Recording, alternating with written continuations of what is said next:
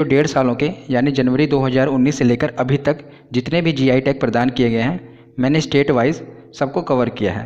तो अगर आप ये वीडियो को पूरा अच्छी तरह से देख लेते हैं तो आपको जीआई टैग से तो कोई क्वेश्चन गलत नहीं होगा, इसकी गारंटी मैं लेता हूँ। मैंने वीडियो में बहुत ही अच्छे तरीके से कवर किया है। तो अगर आपको ये मेरी मेहनत अच्छी लगती है तो इस वीडियो को लाइक करें और शेयर करें और अपने इस चैनल को सब्सक्राइब करके बेल आइकन ज़रूर प्रेस कर दें ताकि आगे जो मैं वीडियो लाऊं आपको मिल सके।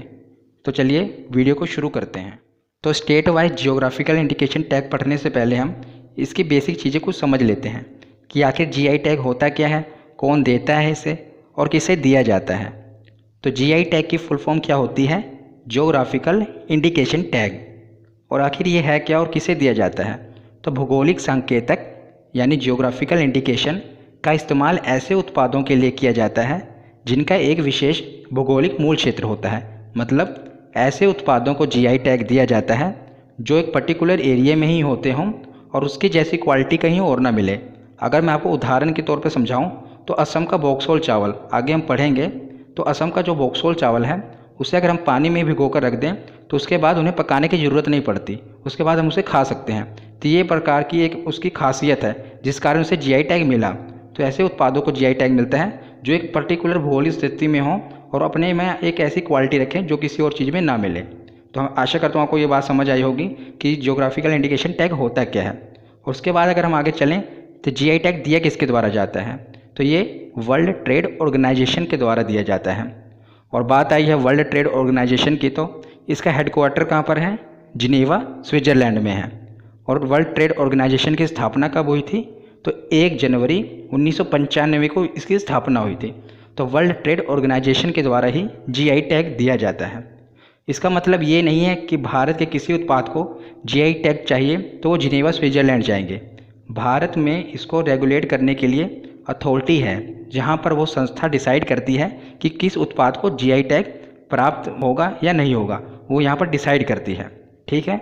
और बात करें इसके लोगों की तो ये है जियोग्राफिकल इंडिकेशन का लोगो। और इसकी स्लोगन की बात करें तो ये इसका स्लोगन अतुल्य भारत की अमूल्य निधि, यानी invaluable treasure of incredible India. उसके बाद हम आगे देखते हैं कि ये जो जीआई टैग होता है ये कितने वर्षों के लिए दिया जाता है। तो इसका पंजीकरण 10 वर्षों के लिए मान्य होता है। यानी जो जीआई टैग का रजिस्ट्रेशन होता है ये 10 सालों का लिए होता है। इसके बाद इसे रिन्यू कराना पड़ता है।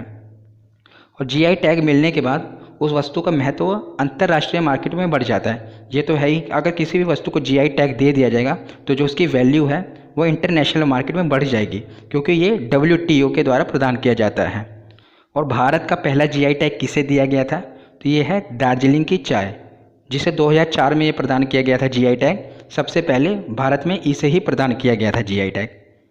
तो चलिए हमने इसकी बेसिक जानकारी ले ली। अब हम पढ़ते हैं स्टेट वाइज कि किसे कौन कौन से राज्य को कौन कौन सी वस्तु को जीआई टैग मिला है। तो शुरुआत करते हैं हम जम्मू कश्मीर से। तो अभी रिसेंटली कश्मीरी केसर को जीआई टैग प्रदान किया गया है, जिससे आप याद रखिएगा कश्मीरी केसर। और उस मोस्ट इम्पोर्टेंट कश्मीरी पश्मीना, इसे भी जीआई टैग प्रदान किया गया है। तो कश्मीरी पश्मीना क्या होता है? तो ये एक बकरे से प्राप्त होने वाला पश्म एक उर्दू लफ्ज़ है जिसका मतलब है एक प्रकार का फाइबर। तो ये इस बकरे से एक प्रकार का फाइबर मिलता है जिससे कश्मीरी पश्मीना कहा जाता है, जिससे गर्म कपड़ों का निर्माण होता है। तो ये जो बकरी है ये कश्मीर में ही पाई जाती है, वहाँ ही की नस्ल है, इसलिए इसे जीआई टैग प्रदान किया गया है, जिससे एक गर्म कपड़े का निर्माण होता है। तो याद रखिएगा कश्मीरी केसर और कश्मीरी पश्मीना, ये जम्मू कश्मीर के जीआई टैग इन्हें मिला है। तो जम्मू कश्मीर के बाद अब हम देखते हैं हिमाचल प्रदेश। तो हिमाचल प्रदेश में किसे किसे जीआई टैग मिला है? तो सबसे पहले कुल्लू शॉल। आपको पता है जो कुल्लू ज़िला है ये हिमाचल प्रदेश में है। तो जो कुल्लू की शॉल है ये काफ़ी गर्म होती है, तो इसे जीआई टैग मिला है क्योंकि एक विशेष प्रकार के वहाँ के ऊन से ये बनती है, इसलिए इसे जीआई टैग मिला है। और हिमाचल का दूसरा उत्पाद है जिसे जीआई टैग मिला है वो है काला जीरा। ये देखिए ये है काला जीरा जो आप इमेज में देख रहे हैं, इसे भी जीआई टैग मिला है। और तीसरा उत्पाद है चूली तेल, ये भी बहुत महत्वपूर्ण है।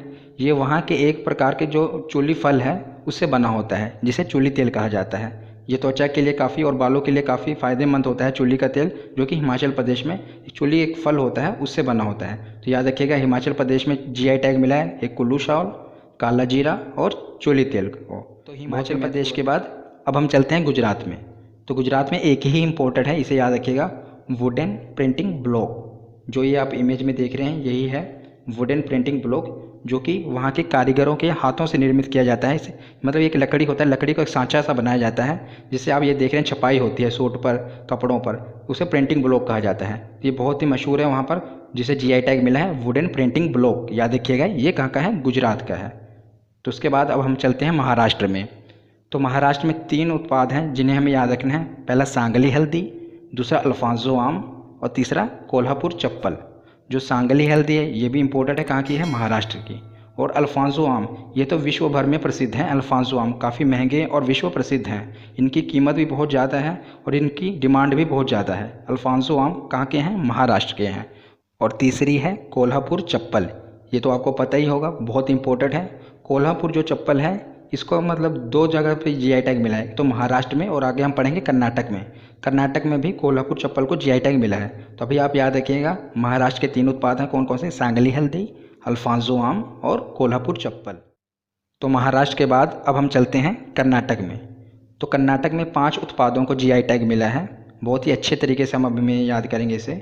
सबसे पहले है सिरसी सुपारी। ये बहुत बार एग्जाम में पूछा गया है, पहले भी पूछा गया था ये। इसे 2019 में मिला था जीआई टैग, बहुत इंपॉर्टेंट है। सिरसी सुपारी कहाँ की है, कर्नाटक में। और दूसरी अभी हमने पढ़ा ना, महाराष्ट्र में कोल्हापुर चप्पल और कर्नाटक में दोनों को कोल्हापुर चप्पल का जीआई टैग मिला है। तो आपको जो ऑप्शन में होगा कर्नाटक या महाराष्ट्र, उसे टिक कर देना। उसके बाद ये नीचे जो आप देख रहे हैं 3, ये तीनों कॉफ़ी हैं, ये कर्नाटक में ही पाई जाती हैं। इसे हम कैसे याद रखेंगे, देखेंगे आप, तीनों के अरेबिका कॉफ़ी हैं। ये भी अरेबिका कॉफ़ी है, ये भी अरेबिका कॉफ़ी है। पहली है कुर्ग अरेबिका कॉफ़ी, दूसरी है चिकमगलूर अरेबिका कॉफ़ी और तीसरी है बाबा बुदनगिरी अरेबिका कॉफ़ी। पर तीनों में आप देखेंगे अरेबिका लिखा हुआ है, अरेबिका कॉफ़ी, अरेबिका कॉफ़ी। तो आप इससे याद रखना कि जो भी अरेबिका कॉफ़ी है वो कहाँ पर मिलती है, कर्नाटक में। तो कर्नाटक में 5 उत्पाद हैं, सिरसी सुपारी, कोल्हापुर चप्पल, Coorg arabica coffee, Chikmagalur arabica coffee और बाबा बुदनगिरी अरेबिका कॉफ़ी। तो कर्नाटक के बाद हम देखते हैं केरला। तो केरला का सबसे इम्पोर्टेंट मयूर गुड़, बहुत ही इंपॉर्टेंट है, इसे याद रखिएगा, वेरी इंपॉर्टेंट, मयूर गुड़। इसकी खासियत क्या है, इसकी खासियत ये है क्योंकि ये जो केरला के आदिवासी हैं उनके द्वारा तैयार किया जाता है। तो केरला के आदिवासियों द्वारा तैयार किया जाता है मयूर गुड़, इसे अभी जीआई टैग मिला है। और दूसरा वायनाड की रोबस्टा कॉफ़ी। तो वायनाड की रोबस्टा कॉफ़ी कैसे याद करेंगे, तो आप इसे याद करेंगे वायनाड से। आपको पता है ना, जो राहुल गांधी हैं अभी वायनाड से सांसद हैं। वायनाड कहाँ पर है, केरला में। तो वहाँ के जो वायनाड जहाँ पर लिखा होगा आप ये समझ लेना कि वो केरला में है। वायनाड की रोबस्टा कॉफ़ी केरला की है। तो तीसरा है तिरुर बीटल पान। ये पान है, बहुत ही मशहूर है केरला का बीटल पान, अपने आप में खासियत रखता है ये। तो तीनों आप याद रखिएगा, मयूर गुड़, वायनाड का रोबस्टा कॉफ़ी और तिरुर बीटल पान, इन्हें जीआई टैग मिला है। ये कहाँ के उत्पाद हैं, केरला के हैं। तो केरला के बाद हम चलते हैं बिहार में। बिहार के बहुत ही इंपॉर्टेंट जीआई टैग वाले जितने भी आप 5 उत्पाद देख रहे हैं बहुत ही इंपॉर्टेंट है। इसमें एक ना एक जरूर पूछा जाएगा, तो इसे ध्यान से पढ़िएगा। तो सबसे पहले देखते हैं कौन सी है, शाही लीची। बिहार की शाही लीची, इसकी डिमांड बहुत है अंतर्राष्ट्रीय मार्केट में और इसे जीआई टैग मिला है। दूसरा है सिलाव खाजा। तो सिलाव खाजा की बात करें तो ये एक प्रकार की मिठाई है। और बात करें इसकी खासियत की, तो इसकी खासियत ये है, ये जो आप इमेज में देख रहे हैं ये जो मिठाई है, पर इसकी खासियत ये है कि ये 52 परतों से बनाई जाती है। मतलब इसके ऊपर 52 परतें होती हैं, 52 लेयर्स, जिससे ये मिठाई बनती है। इसकी यही खासियत है, इसलिए इसे जीआई टैग मिला है। और तीसरा है कतरनी चावल। तो कतरनी चावल भी बिहार में ही पाया जाता है, बहुत ही सुगंधित चावल होता है ये बिहार में पाया जाता है और इसे जीआई टैग मिला है। और ये 3 हो गए और बचे 2, जर्दालू आम और मगही पान। ये भी बिहार में ही पाए जाते हैं, याद रखिएगा, जर्दालू आम और मगही पान ये भी कहाँ पाए जाते हैं, बिहार में। तो 5 कौन कौन से, शाही लीची, सिलाव खाजा, कतरनी चावल, जर्दालू आम और मगही पान। तो बिहार के बाद अब हम चलते हैं गोवा में। तो याद रखिएगा गोवा में एक ही किलो होता है और बहुत इंपॉर्टेंट है, पूछा जा सकता है क्योंकि एक ही है। क्या नाम उसका, खोला चिल्ली। चिल्ली को आपको पता है मिर्च कहते हैं, यानी खोला मिर्च, बहुत ही तीखी मिर्च है, झन्नाटेदार मिर्च है ये। इसे याद रखिएगा, कहाँ की है, ये गोवा की है। इसे भी अभी जीआई टैग मिला है रिसेंटली, तो एग्जामिनर पूछ सकता है, तो इसलिए आप इसे याद रखिए। गोवा के बाद अब हम चलते हैं मध्य प्रदेश में। तो मध्य प्रदेश का एक ही है, बहुत इंपॉर्टेंट है, याद रखना, पूछा जा सकता है एग्जाम में, कड़कनाथ चिकन मुर्गा। ये जो आप इमेज में देख रहे हैं ब्लैक कलर का कड़कनाथ चिकन मुर्गा, ये मध्य प्रदेश की नस्ल है। इस मुर्गे की नस्ल कहाँ की है? मध्य प्रदेश की। इसका इतना जीआई टैग क्यों मिला? क्योंकि इस मुर्गे में जो प्रोटीन की मात्रा है वो बहुत ज़्यादा है और कोलेस्ट्रॉल की मात्रा बहुत कम है। तो यही इसकी खासियत है कि इस मुर्गे में प्रोटीन की मात्रा बहुत ज़्यादा है, इसलिए इसे जीआई टैग दिया गया है। और ये अपने आप में अनोखा और सिर्फ मध्य प्रदेश में ही पाया जाता है, इसलिए इसे यहाँ का जीआई टैग मिला है। तो याद रखिएगा, कड़कनाथ चिकन मुर्गा कहाँ का है? मध्य प्रदेश का। तो मध्य प्रदेश के बाद अब हम चलते हैं पश्चिम बंगाल में। तो पश्चिम बंगाल के 3 मुख्य याद रखना जीआई टैग मिला है। किसे किसे? पहला छऊ मुखौटा। तो जो ये आप देख रहे हैं छऊ मुखौटा, ये मुखौटा वहीं पर बनाया जाता है और इस मुखौटे को आप देखा होगा कि वहाँ का जो लोक नृत्य है पश्चिम बंगाल का, इसे पहनकर किया जाता है इस छऊ मुखौटे को। तो याद रखिएगा, छऊ मुखौटा कहाँ का है? पश्चिम बंगाल का। और दूसरा ये गोविंद भोग चावल, इसे भी जीआई टैग दिया गया है, ये भी पश्चिम बंगाल का है। पहले हमने पढ़ा था कतरनी चावल, वो कहाँ का था? बिहार का। और ये दूसरा पढ़ रहे हैं पश्चिम बंगाल का गोविंद भोग चावल। और तीसरा आपको पता ही होगा रसोगुल्ला कहा जाता है, जिसे हम रसगुल्ला कहते हैं, पश्चिम बंगाल में रसोगुल्ला कहा जाता है। तो पश्चिम बंगाल में इसे जीआई टैग दिया गया है रसोगुल्ला को। अभी आपको देखने में लग रहा होगा कि बहुत ज़्यादा है, पर आप अभी एक बार सुन लीजिए, आपके बाद में आप इसको नोट कर लेना कॉपी पर, आपको खुद ही याद हो जाएंगे। बस अभी आप समझ लीजिए कि किसे कहाँ पर जीआई टैग मिला है। मैं बहुत ही अच्छे तरीके से आपको इसे समझा रहा हूँ, मैं अपनी तरफ से पूरी कोशिश कर रहा हूँ कि आपको ये समझ आ जाए। तो उसके बाद अब हम देखते हैं तमिलनाडु। तो तमिलनाडु के 3 मुख्य उत्पाद हैं जिन्हें जीआई टैग मिला है। सबसे पहले इरोड हल्दी, याद रखिएगा कौन सी? इरोड हल्दी। दूसरा है पलानी पंचतीर्थम प्रसाद, बहुत ही इंपॉर्टेंट है, हो सकता है आपके एग्जाम में ये बने क्योंकि इतना ये इंपॉर्टेंट है। पलानी पंचतीर्थम प्रसाद, इसकी खासियत क्या है? ये जो प्रसाद है ये पंचतीर्थम मुरुगन मंदिर का प्रसाद है। ये तमिलनाडु का है तो ये मंदिर भी तमिलनाडु में होगा, पंचतीर्थम मुरुगन मंदिर, वहाँ का ये प्रसाद है। और ये प्रसाद 5 पदार्थों से बना है, मैं आपको बता देता हूँ। केला, गुड़, गाय का घी, शहद और इलायची, इन 5 चीज़ों को मिलाकर ये प्रसाद बना है। और अपने आप में खासियत इसकी यही है कि ये जो प्रसाद है ये वहाँ के पंचतीर्थम मुरुगन मंदिर का चढ़ाया जाता है, जिसे जीआई टैग अभी मिला है। तो आप इसे याद रखना, बहुत ही महत्वपूर्ण है। ये पहला ऐसा प्रसाद है जिसे जीआई टैग मिला हो किसी प्रसाद को। उसके बाद हम देखते हैं ये तीसरा, डिंडीगुल के ताले। तमिलनाडु में है डिंडीगुल, वहाँ के जो ताले हैं बहुत ही मशहूर हैं और बहुत ही अनोखे हैं अपने आप में, तो इन्हें भी जीआई टैग मिला है, इसे भी आप याद रखना। तो तमिलनाडु की 3 चीज़ें हो गई, इरोड हल्दी, पलानी पंचतीर्थम प्रसाद और डिंडीगुल के ताले। तो तमिलनाडु के बाद अब हम चलते हैं उत्तर प्रदेश में। तो उत्तर प्रदेश की 3 चीज़ें हैं, इन्हें भी जीआई टैग मिला है। मैं आपको मेन याद करा रहा हूँ जो कि आपके लिए इम्पोर्टेंट है, इससे बाहर कुछ नहीं बनेगा, आप विश्वास रखिए और देखिए इस वीडियो को। तो सबसे पहला है चुनार का बलुआ पत्थर। तो जो वहाँ चुनार का बलुआ पत्थर आप देख रहे हैं, उससे मूर्तियाँ बनाई जाती हैं और उससे कई आकृतियाँ भी बनाई जाती हैं। ये फेमस है, जिसे जीआई टैग मिला है चुनार का बलुआ पत्थर। उससे वहाँ के जो कारीगर हैं कई प्रकार की मूर्तियों का निर्माण करते हैं। दूसरा भी हाल ही में मिला है गोरखपुर का टेराकोटा, ये आप जो देख रहे हैं, इसे हाल ही में अभी रिसेंटली मिला है, तो ये आपके एग्ज़ाम में बन सकता है। तो ये सदियों पुरानी कला है जिसमें वहाँ के जो कारीगर हैं अपने हाथों से जानवरों की मूर्तियों का और मिट्टियों की आकृतियाँ बनाते हैं गोरखपुर के टेराकोटा में, जो कि आपको पता है गोरखपुर उत्तर प्रदेश में है। तो बहुत ही मशहूर है, इसे आप याद रखिएगा क्योंकि अभी रिसेंटली इसे जीआई टैग मिला है। और तीसरा बनारसी साड़ी, ये तो वर्ल्ड फेमस है, आपको याद ही होगा बनारसी साड़ी, इसे भी जीआई टैग मिला हुआ है उत्तर प्रदेश में।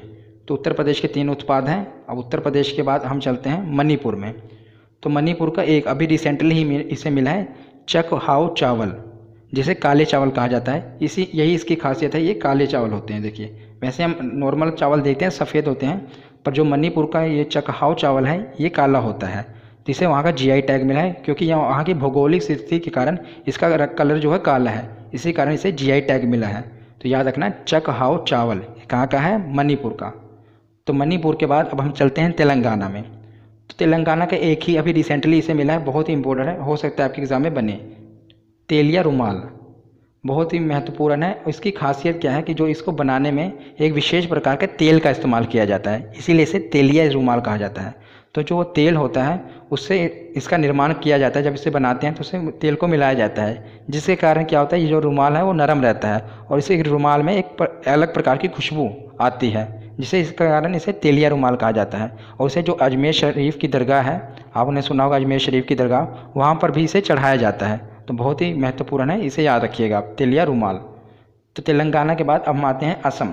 मैंने आपको शुरू में ही बताया था ना कि असम के बोकासोल चावल को भी जीआई टैग मिला है। तो ये है असम के बोकासोल चावल। इनकी खासियत ये क्या है, मैंने आपको शुरू में ही बता दिया था कि इसे पकाने की ज़रूरत नहीं पड़ती। इसे बस आप पानी में भिगो दो, ये अपने आप तैयार हो जाता है। और ये कहा जाता है कि जब मुग़लों के समय में जब मुग़ल सेना युद्ध करती थी तो उन सैनिकों के पास यही चावल होते थे और यही चावल वो खाते थे, क्योंकि इन्हें पकाने में समय नहीं लगता, सिर्फ पानी में भिगो दो और खा लो। तो असम का बोकासोल चावल भी इम्पोर्टेड है, आप याद रखिएगा। असम के बोकासोल चावल को जीआई टैग मिला है। तो असम के बाद हम चलते हैं लास्ट, ये हमारा बस यही रह गया उड़ीसा। उड़ीसा की 2 चीज़ों को मिला है, एक है कंधमाल हल्दी और दूसरा है रसगुल्ला। रसगुल्ला आप याद रखना, एक पश्चिम बंगाल को भी मिला था जिसे रसोगुल्ला कहा जाए और उड़ीसा को रसगुल्ला। जैसे कोल्हापुर चप्पल 2 जगह थी, एक कर्नाटक और एक महाराष्ट्र, उसी प्रकार रसगुल्ला भी 2 जगह, एक उड़ीसा और एक पश्चिम बंगाल। तो आपको जो ऑप्शन में आए उसी प्रकार टिक कर देना। तो उड़ीसा के 2 उत्पाद हैं, एक कंधमाल हल्दी और दूसरा रसगुल्ला। बस यहीं पर हमारी ख़त्म होती है आज की वीडियो। तो आपको अगर मेरी मेहनत पसंद आई हो तो इस वीडियो को ज़रूर लाइक करें और मेरी भी हेल्प करें और चैनल को सब्सक्राइब करके बेल आइकन प्रेस करना ना भूलिएगा। धन्यवाद।